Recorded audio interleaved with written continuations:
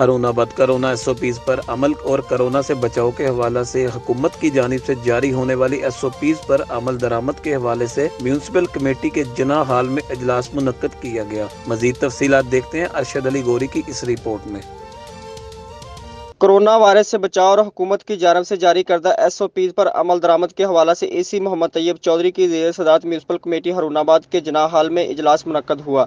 اجلاس میں شہر کی مختلف تاجر تنظیموں کے نمائندوں سمیت دیگر کاروباری شخصیات نے شرکت کی۔ اس موقع پر AC محمد طیب چودھری نے خطاب میں کہا کہ ہمیں کورونا وائرس کے موذی اثرات سے بچنے کے لیے حکومت کی جانب سے جاری کردہ SOPs پر عمل درآمد کرنا ہوگا۔ بصورت دیگر ہمارا علاقہ اس سے بہت زیادہ متاثر ہوگا، کیونکہ ضلع بہاول نگر میں تحصیل ہارون آباد میں کورونا ایکٹیو مریضوں کی تعداد سب سے زیادہ ہے۔ AC محمد طیب چودھری نے دکانداروں سے اپیل میں کہا کہ آپ خود بھی ماسک کا استعمال کریں اور اپنے گاہکوں سے سماجی فاصلہ رکھتے ہوئے ان کو بھی ماسک کے بغیر دکان میں نہ آنے دیں۔